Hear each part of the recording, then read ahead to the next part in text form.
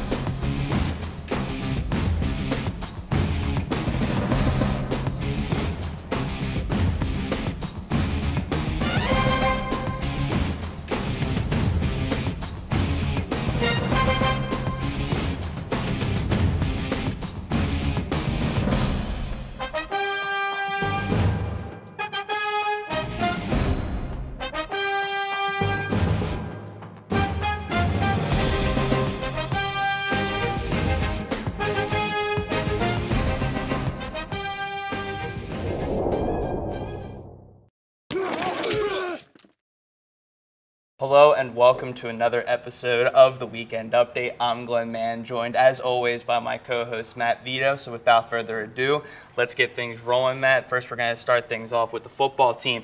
So the Golden Bears traveled to Lock Haven this past weekend and won their third consecutive game in dominant fashion, where they picked up the 55-26 victory over Lock Haven. So Matt, who would you say stood out the most for the Golden Bears? Well, who stood out for the most of the Golden Bears was Evan Culver, who he's been playing really well for the start of his junior year in place of Craig Reynolds, who's been nursing an injury. Culver finished the contest with 147 yards on the ground as well as 3 total touchdowns. Colin DeGabo continues to play well this season as he put up 244 yards and tossed 3 touchdowns. For the receivers, Connor Sullivan finished with a team-high 77 yards. Senior Josh Lee also had 3 catches, 2 of which were touchdowns. On the defensive side of the ball, Tajir Jefferson finished with a team-high 9 tackles. In the secondary, Akee Cox-Cohen had the lone turnover for the Golden Bears with an interception. That's awesome stuff to hear. And then looking ahead for the Golden Bears this weekend, I'm sure you already know it, but this weekend they will be hosting Shippensburg on Kutztown's homecoming in a game that has plenty of playoff implications. The Golden Bears also came out in the regional power rankings where they placed in 7th, so they are currently in the NCAA tournament. Just need to keep this rolling to hopefully keep their spot. Moving along to the women's soccer team. They just hosted Seton Hill on their senior day where they honored 2 seniors. They were captains Morgan Staley and Hannah Oren, and the ladies bounced back from losing 2 consecutive 1-0 games and picked things up for themselves in a 3-1 victory over Seton Hill. So, Matt, who stood out for them in the women's soccer team? Well, after being honored, Morgan Staley posted the first goal of the game just a minute and 25 seconds into the contest. Soon after, Alyssa Ryan notched a goal to give the Golden Bears an early 2-0 lead. And also later in that first half, Emily's Workin put home one of the best goals that I've personally ever seen from a Golden Bear, and I'm sure most people would agree. It was an absolute laser, an absolute rocket from about 20 to 25 yards out to give them a 3-0 lead. And even though the defense gave up a goal later in that half, the domination was on for the Golden Bears, not giving Seton Hill too many opportunities. They looked like their old selves. They are now the number 6th ranked team in the country, so still nothing to put your nose down to. So now looking ahead for the Golden Bears, they will have Bloomsburg at 7 p.m. tonight, and then later on into the weekend, they'll have to face Pitt Johnstown on Saturday, October 28th at 2 p.m. to close out their regular season before playoffs start next week on Tuesday. Moving ahead to the field hockey team. So the field hockey team actually pulled off one of the biggest upsets in program history as they traveled to Shippensburg, the number 1 ranked team in the country, and shut them out 3-0. So who stood out for that one, Matt? Well, Carrie Wozniak was the offensive star for the Golden Bears as she put up 2 goals in the contest, giving her 13 on the season. Mackenzie Furman also scored in the contest for her 4th goal of the year. And then moving along on the defensive side, between the pipes with Chardonnay Hope, who was most likely voted the player of the game. She had a career-high 14 saves in the shutout effort. And again, that's against the number 1 team in the country. The offense has to be booming, and she shut them down hard. And with that victory, the Golden Bears keep themselves right in the mix for the playoffs, as most teams at the top of the table in the PSAC are ranked high in the national rankings. And now they're going to have to face East Stroudsburg, who's the number 2 ranked team in the country, at Andre Reed Stadium at 7 p.m. So that will be an exciting one tonight. Moving along to the women's volleyball team, they had 2 games this past weekend, one on Friday and one on Saturday. The one on Friday was against Westchester, and the one on Saturday was against Cheney. So how did those 2 go, Matt?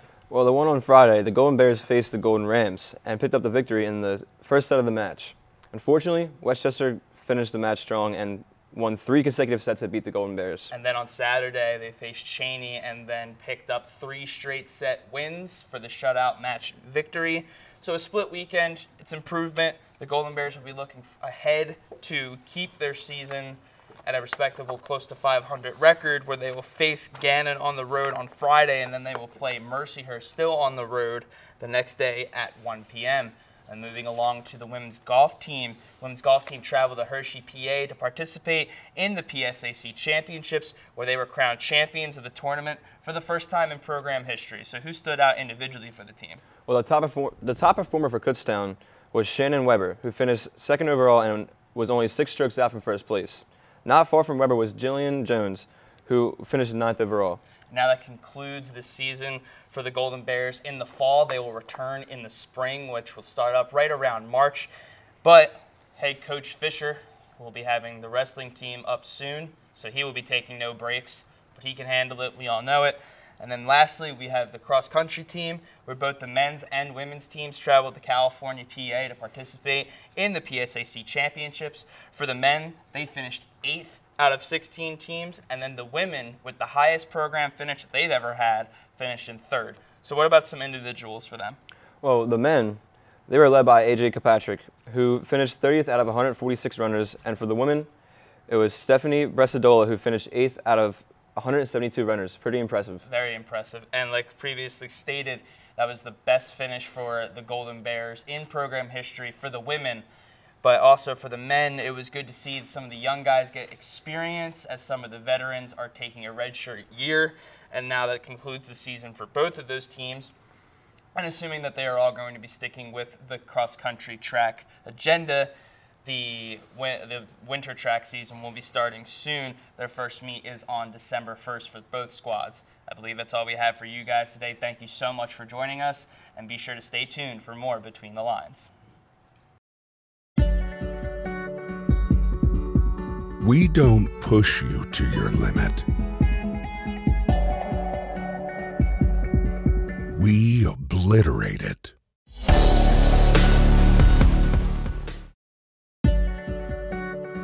We build character.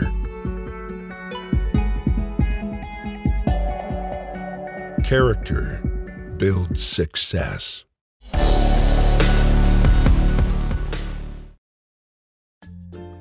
After every Golden Bears home game, you can save big on the following Monday. For every touchdown the Golden Bears score, shoppers can save 5% on KU apparel. That's up to 40% in savings. No matter if it's win or lose, you can expect to save at least 15% on KU apparel. Make sure to take advantage of the Paw Pucks discount by visiting the KU campus store, Dixon Marketplace, or online at kubstore.com. Stay up to date after each game. Follow the KU campus store on Facebook or Twitter. At Kutztown, you'll grow, not into someone new, but into yourself. At your best, there's no limit to what you can do. The KU Golden Bear football team is currently in a 4-way tie with Bloomsburg, Westchester, and Shippensburg for first place in the PSAC East. Last weekend's game against Lock Haven was important to keep KU in the race. Let's take a look at the game recap.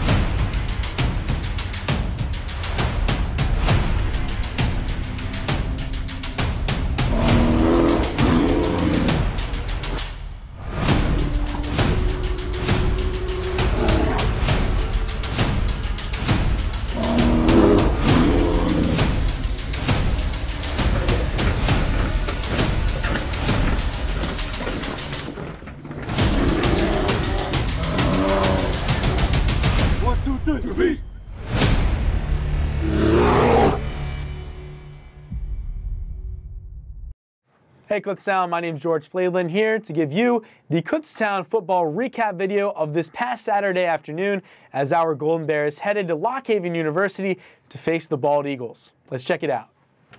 Kutztown would travel all the way to Lock Haven for this one, and Colin DeGalbo will get things started in the first quarter of play. Shotgun formation here, fake handoff to Neblett over the top. Jack Pilkerton in the end zone, a 15-yard pass play, and 57, what are you doing there? That's just not cool, man. Can't be doing that.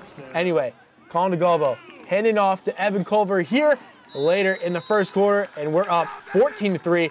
Lock Haven, though, would be on the board later as they would take this 5-yard handoff to John Ford to the end zone, and Lock Haven has their first touchdown of the afternoon. Later, though, Kutztown would respond. DeGalbo back. Passing over the top to Culver, wide open, blown coverage, too easy. And he's going to be celebrating more in this next one because Colin's going to hand it off to Culver and whoop, going to make a man miss. Another man miss. That's 2, that's 3, that's 4. Oh, what a run from Culver there. 27-10. Kutztown's up and rolling big. But Lock Haven would have a little spotlight here as they would block the kick and take this one 98 yards back the other way, and 2 points for the Lock Haven Bald Eagles.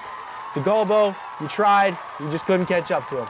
98 yards, like I said, and 2 points for the Bald Eagles.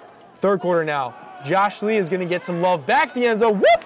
Oh, why are you blowing coverages, Lock Haven? Why?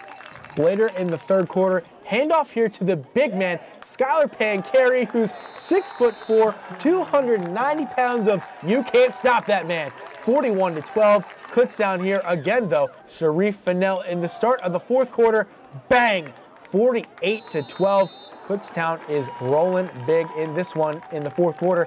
But Lock Haven would respond. A John Ford 7-yard touchdown run would make it 48-19.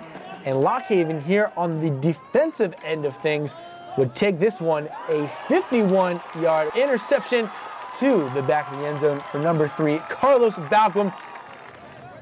Josh Lee, 16 yards out. Ooh, whoop. Can't stop that man. Kutztown would take this one 55-26. Thanks for checking out this recap video of our football team. This upcoming Saturday is homecoming weekend, and we will be facing off against the Shippensburg Red Raiders. Hope to see you there at the game. As for KUTV and the rest of the crew, adios. Great job by the Golden Bears. All of KU's remaining games are important, but the one against Shippensburg on Saturday is crucial. Come out and support the Bears at homecoming this Saturday. Kickoff is at 4 p.m. at University Field, or catch the live action on KUTV on channel 524 here in Kutztown or live on the stream. Stay tuned. More BTL is up next.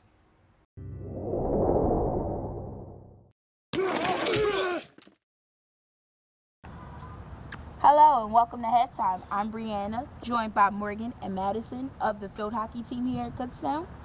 And today I'm going to ask them a few questions and then we're going to get into some action. So first, Morgan, what is your major? I am a special ed and elementary education major. Okay, and Madison? I'm an accounting major. Ooh, I couldn't do that.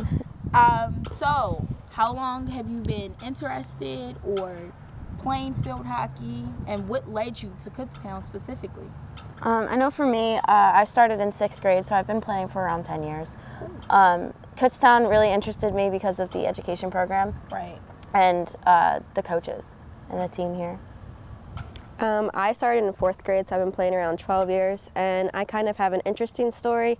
I was going to nursing school and then realized that I needed field hockey in my life, so I contacted Coach, and she came and watched me play for a couple of minutes and said I could come, so I decided to come, and I was really grateful for that. Wow. That's a real interesting story. Nursing to Kutztown. Yeah, to accounting, so. Right. Ooh, Okay, so you said the team here. Can you explain more about the Kutztown field hockey team? Like, are you guys a family? Some of the rituals you do before a game, or, you know, just how do you bond? Because I know some teams like, oh, we have dinner dates, we have dinner nights, we do this, we do that. And just interested about y'all? I think it's interesting because we have such a big class. There's 7 of us, so we're really close, and we've been together for 4 years now. So we are like a family. Yeah.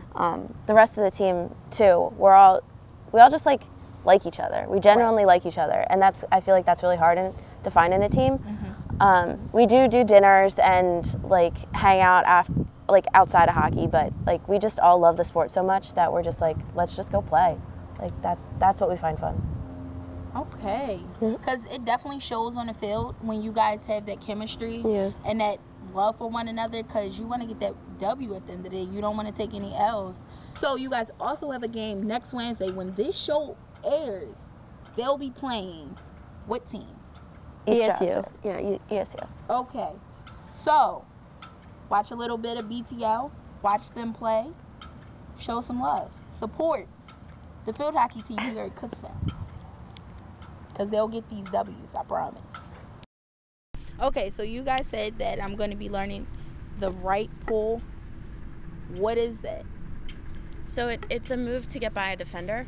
Okay. So there's a right pull, a left pull, and it's a basic field hockey move where you just pull the ball to your right to get past a defender. Okay, I'm ready to learn.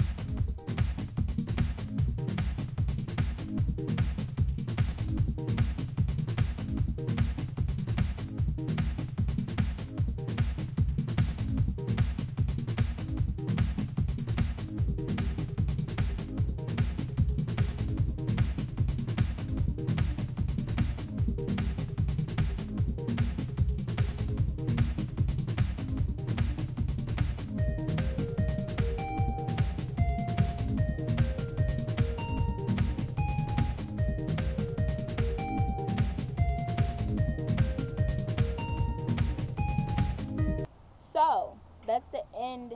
It's a wrap. I'm obviously a failure when it comes to field hockey, but that's fine. I probably got like an F. Like I couldn't even pass the sport because that's how horrible I did. But I want to thank Morgan and Madison for spending time with us and showing us the different skills that they have to use for field hockey. And that's this week's episode of Halftime.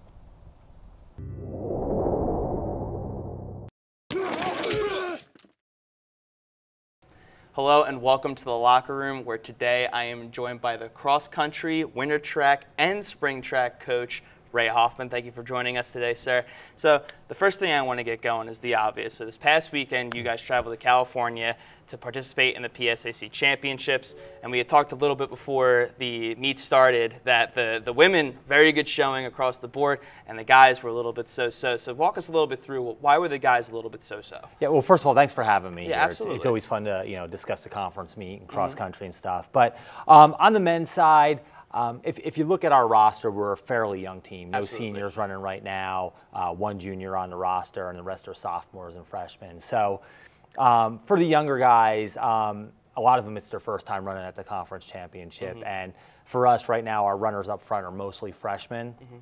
So out at Cal, it's a pretty tough course. And they didn't do quite a great job following the race plan, where they got a little bit antsy early, went out a little bit hard, and it kind of came back to bite them a little bit 3/4 of the way through the race. So they learned the lesson, but not at the ideal time. AJ Kilpatrick was the leader of the pack for the Golden Bears. I believe he finished 30th out of the field.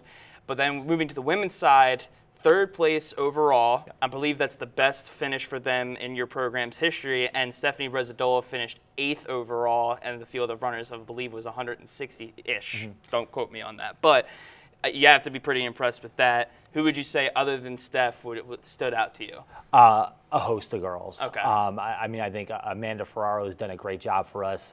She didn't run last year during cross or indoors due to a stress fracture, and she's done a great job coming back and helping us out. Lexi Donvort is head and shoulders better than where she was in high school. I mean, talk about a girl who puts in some hard work right there. Erin Callahan has stepped up tremendously for us. And then, our freshman group of Sarah Shannon, Katie Dugood, Lindsay Smith, Dulene Joseph. I mean, just a host of women. And they've come together. They have a great chemistry, and they're producing some good results. That's awesome to hear, because a lot of times when you talk about track, at least from my coach from high school, said that women seem to peak right around when they hit the 18-year-old mark. So it's good to see a lot of progression from all these girls as they're entering from high school, and now they're sophomores, they're juniors, and even you said your freshmen are doing pretty well. Right. Now you have the winter track season coming up soon. I believe your first meet is on December 3rd. So practices have already started, right, for both teams. Yep, we're so at it. You're making this transition now as a coach from going from cross country to winter track. What would you say is your favorite season to coach? Well, I mean, I coach all the 800 meters and up, so all the distance kids. So obviously, cross country to me is pretty special because it's individualized and a team sport, as are indoor and outdoor track. So, I mean, it's hard for me to say. I mean, as being the head coach of all three sports, I love track, I love cross country, maybe certain events that are more exciting than others. But to pick one, man, that's not fair. Okay. Hey, man, me in high school, I was a hurdler. So when it came to spring season, that was always my favorite, only because I didn't like the 60-meter sprint. Right. I preferred a 300-meter. Sure. But anyway, I wanted to ask you a personal question. Do you want to give the fans back home a little bit of an insight? What did you run back in the day, and like when did you start picking up the track lifestyle and all of that? Sure. Yeah. I mean, I started my freshman year in high school, ran cross country and track, and cross country is always my favorite, than just going around in a circle. But as I moved on to the collegiate level, you start to learn how to run track a little bit and become a student of the sport. My events at the collegiate level, I was a steeplechaser. Yeah, kind of a grueling God event. bless your soul. And 5,000-meter runner on the track, and then obviously cross country. Yeah. Okay. And then you had mentioned that your field for the men's side was not having too many seniors. We talked before the interview started how Steve Main and a couple of your other guys took almost a red shirt for this cross-country season because they have one more semester academically. So what are your expectations for them heading into the winter season? I'm sure they're going to be high considering their performances last year, but where exactly would you like to see them? Yeah, right now, Steve Main and Mike DeSidju, they're both redshirt, and they're currently on campus, and they've been doing a ton of training. A third individual, Jose Colon Cruz, he had military duty this semester, so couldn't run and is not enrolled in school right now, but I know all three have been working really hard. With Steve, we're going to do everything we can to try to get him qualified for the indoor and the outdoor national championships in a couple of different events, the 5,000 and 10,000. And with Mike, we think he could be an impact for us at the conference level in the 5 or 10,000 meters. So they've been doing some great work. I mean, it looks like it's a go, and we're excited for them to open up in December. Awesome. And then as far as expectations for the women, obviously, in the cross-country scene, we had Steph Brezadola, who finished the top of the leader for us, and 8th overall. What are your expectations for her as we head into the winter and the spring seasons? Yeah. Pretty much the same thing as Steve, more or less? Yeah, Steph's tricky. I mean, Steph never ran cross-country in high school. Really? She got to the collegiate level. She played soccer and ran indoor and outdoor track, and she was a good middle distance runner, 800-meter runner, and we told her that cross country is going to make her a stronger runner. Absolutely. And she really took to it, and exceeding expectations right now. So for her, we're not sure if we're going to keep her in the middle distance events or kind of move her up because of the impact she's making in cross country. Something like the 5,000 meters. That might be an ideal race for her. Yeah, it sounds like it. I mean, especially because you said that she used to be middle distance, so you don't want to exude her too much. But I mean, if she's able to do close to 3 miles, I'm pretty sure that she can handle it. Yeah. But and then moving along to the winter track season, I want you to tell us one girl and one guy that you want us to really look out for to really turn some heads. Man, that's hard to say. I mean, you have Mackenzie Fagan coming back on the women's side, who was the conference champ in high jump and a national qualifier. So obviously, looking on paper, she might be she is the top returner for us. On the men's side, there's a host of people. I think the first one that stands out is probably C.J. Lindsey. He's actually just came back to school to start his master's program. Did not run for us as a freshman, so has a whole year of eligibility left. And he was conference runner-up for us in the 100 meters.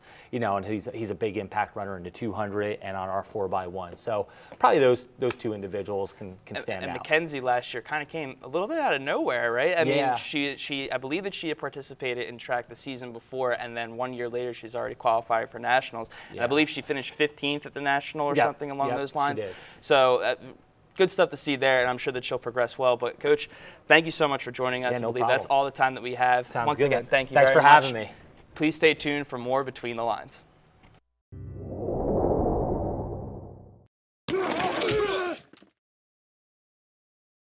I'm Ryan Cox. I'm a Leisure and Sports Studies major. I play first base, and I'm Player of the Week. I've played since I was about 3. I started T-ball, so it'd be about 17 years.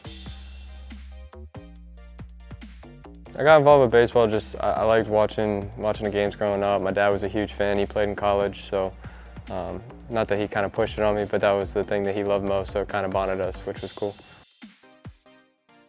Favorite part of baseball is it's not ever an individual game.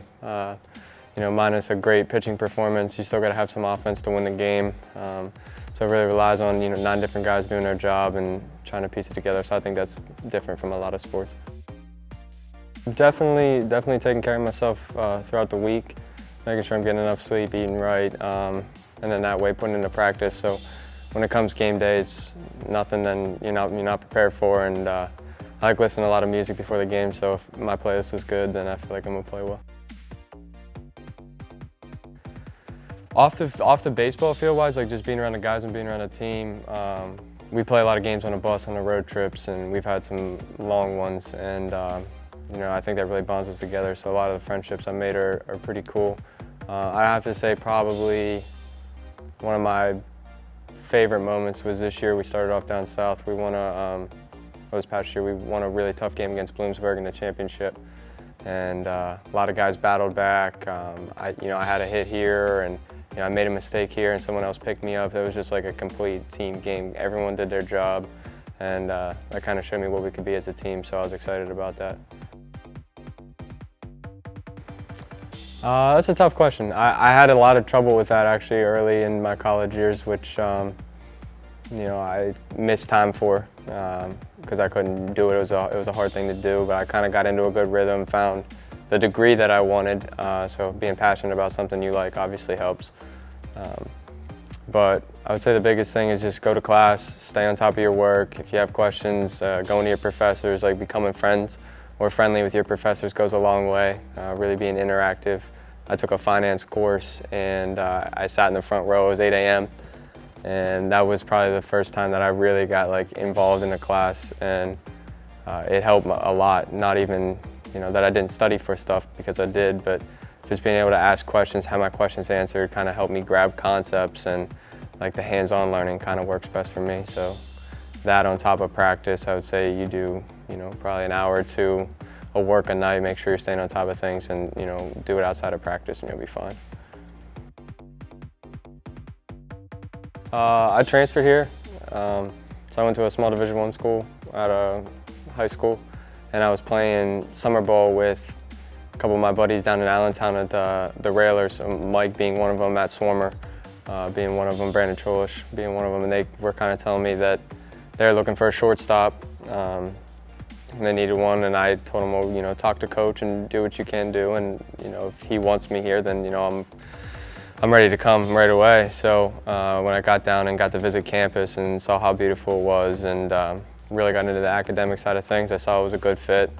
It makes sense for me. The area is nice. The people here are great. So it was just a really good fit for me. Thanks for joining us today. Be sure to join us next week when we will spend some time with the women's bowling team and check back in with the football team. Until then, be sure to like us on Facebook, follow KU TV Sports on Twitter, and for all updates on KU Sports, head on over to KUBears.com. That's it for us, but remember, outside the lines, you only get the scores. But here at Between the Lines, we get you in the locker room.